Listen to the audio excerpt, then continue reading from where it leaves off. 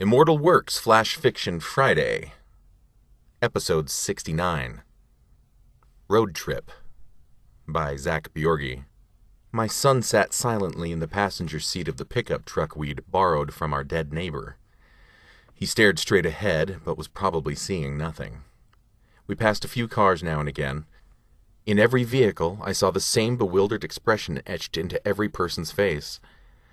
The mileposts increased in value as we headed toward Idaho Falls. We had only been on the road for a couple of hours, but I'd already subconsciously counted at least 400 cars littered along the interstate. There were signs of life in some as we would come upon and pass them, but I was not about to stop. It wasn't worth the risk. It was us or them. I never imagined I would have the capacity to think in such a way, but I believe that changed the moment I had to drive a kitchen knife into my wife's heart to keep her from murdering our oldest child. Or maybe it had changed prior to that, like when I discovered the bodies of the other 4 children. Regardless, Charity had become a death sentence. I looked back over at my son and caught the glint of tears running down his face.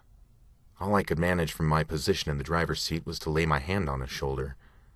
He turned his head toward the passenger window and stayed that way for the rest of the trip. We pulled into a parking lot of a convenience store at the edge of town. From our vantage point, there didn't appear to be any activity. I turned to Sam. Sam, listen to me very carefully. I'm going inside to get us some food and water. You stay here with the doors locked and lay on the horn if there is any trouble. Understand? Yeah. Sam, I began emptying the duffel containing the few supplies I was able to grab from home right before we headed north. Yeah? I love you. We're going to be okay. Yeah. For a split second, Sam seemed to lose substance. As I looked at him, it was as if I was able to see straight through him, like he was disappearing. I blinked hard and everything went back to normal. I figured I was tired and anxious at the thought of going inside the convenience store alone. Okay, pal. I will be right back. I exited the vehicle, bloody kitchen knife in one hand, empty duffel in the other. I pushed the driver's side door closed silently and gently rapped on the window, indicating to Sam to lock the door. He slid over and pushed down the lock. I gave him an approving smile and turned toward the storefront. I moved slowly and deliberately, scanning for any movement. My attempts at remaining incognito were all for naught the moment I opened the door, and I knew it was going to happen the moment I pulled the handle, but my actions moved faster than my brain. In fact, I heard myself swear under my breath a second before the loud doorbell chime sound indicated a customer had entered the premises. I froze and listened and watched. I stayed that way for at least 3 minutes before venturing forward. Once inside, I turned to ensure the door closed quietly, but as I did, the tip of my knife caught a magazine rack and the knife clattered loudly to the floor. I was not meant to be stealthy, I guessed. Grabbing the knife, I scanned my surroundings and felt sure I was alone. I proceeded to the drink coolers. Before filling the duffel with bottles of water of every size, I spun the top off of one and drank it down. The coolers were still running, so it was nice and cold. I hadn't had anything to drink or eat in what felt like days, though I knew it had really only been less than one. I tossed the empty bottle and zipped the duffel closed. The bag was very heavy, and I could feel the nylon strap straining under the weight. The chime went off again as I left the store. Sam was still seated where I left him, but his eyes were closed. I opened the rear driver's side door and began unloading the water. I'm going to need you to keep your eyes open, Sam. We don't know who is out here, and you need to be alert. He moaned out of irritation, and when I looked up at him, he seemed to shimmer again. I blinked, and it stopped. Dad? Can you bring me back a Slim Jim, please? Of course, no problem. I'll be back in a jiffy. Remember, I said, looking directly into his eyes, keep alert.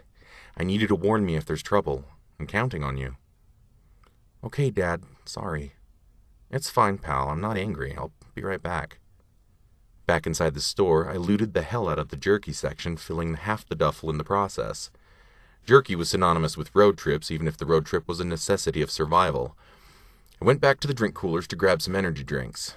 I figured I could run hard to get us where we needed to be to feel safe, wherever that was, and rest once we were there.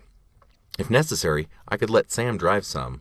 He was almost 15 and had been teaching him how to drive for about a year. Nothing crazy, of course. just some side roads in the industrial area near our house, but he definitely had the ability to keep it on the road. It was more of a bonding project than anything. Who knew it was possibly going to save our lives? After grabbing a dozen caffeine bombs, I headed over to the cooler containing prepared foods. As I rounded an aisle, I stopped dead in my tracks. The entire floor was covered in a pool of blood. My eyes darted to the door from under which the blood looked to have originated. It was open just a crack. There was an eye looking at me from below the level of the doorknob. It looked just like a cat's eye, only much, much larger. I backed up a step. It blinked.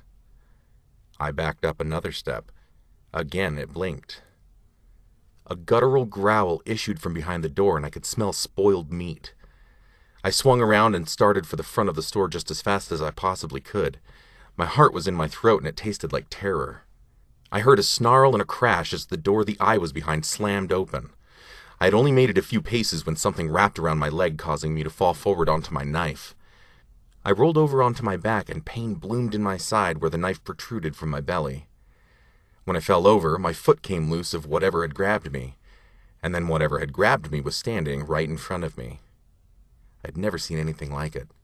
It was like a human that had been cut off at the knees and skinned alive.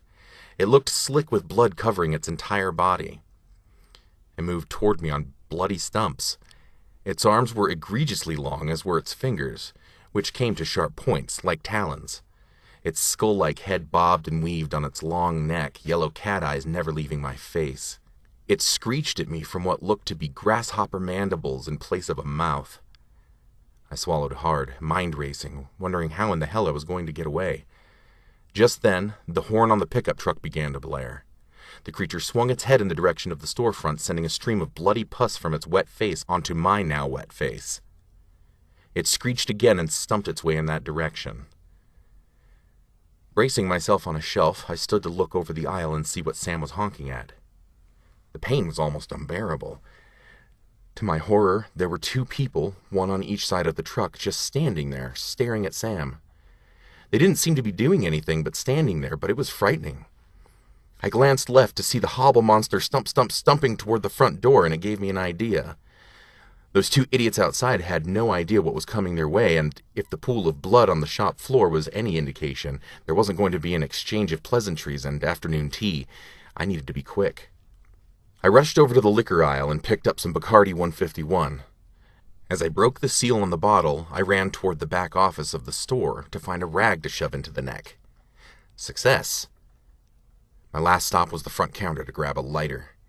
As I did so, I was able to see outside just as Hobblegoblin reached out and enveloped Creepy Guy 1's head in its left claw and squeeze. I swear I was able to hear the crunch as 1's head popped like a tomato.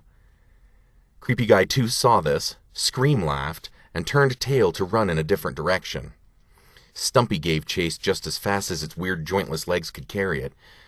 That was my chance, and I took it. I pushed through the searing hot pain in my side and kicked the front door open. At the same moment, the awful creature grabbed 2's head with both claws, pulled him to its wet, quivering mandibles, and began crunching on his face. He screamed, of course, but it was cut short by the awful tearing and ripping sounds. I hesitated simply due to sheer horror, and was further repulsed by a strange cooing sound the creature began to make as it was eating, like it was really, really enjoying the meal. I almost vomited. With 30 feet between me and the abominable Stumpman, I lit the fuse to my makeshift Molotov and hurled it as hard as I could at the ground where the creature stood eating. The glass shattered and the liquor splashed and immediately caught fire, all over the thing's legs. It dropped 2's almost headless corpse and began to squeal louder than any sound I have ever heard an animal make. It began stumping away, seemingly trying to outrun the flames. I hobbled over to the rear driver's side door, opened it, tossed the duffel in, and shut the door, all while keeping an eye on the disgusting being that was getting farther and farther away. I yanked the driver's side door open and got in, firing up the engine and taking off, all before even having the door shut again. Sam had been yelling something ever since I threw the duffel in back, but it was finally just registering. "Dad, you're bleeding! What happened? What was that thing? Dad!" "Please, Sam. Just give me a minute to decompress." He stopped speaking immediately. I felt bad for asking him to stop talking when he was obviously just concerned for my well-being, but I needed to be able to concentrate. I needed to plan our next move. "I'm sorry, Sam." I looked at him, and yet again he seemed to shimmer out of existence a little. I shook my head, and it stopped. "I put some energy drinks in the duffel. Grab me 2 of them, would you? We've got a lot of road ahead of us, and I think I must be pretty tired. You good to stay up for a bit and make sure I don't doze off? That caffeine shouldn't take too long to hit me." Sam did as he was bidden. "Yeah, I'm fine. I can stay up." "Thanks, pal." Thanks for listening. If you have a story that you would like read on Flash Fiction Friday, please submit it to immortal-works.com.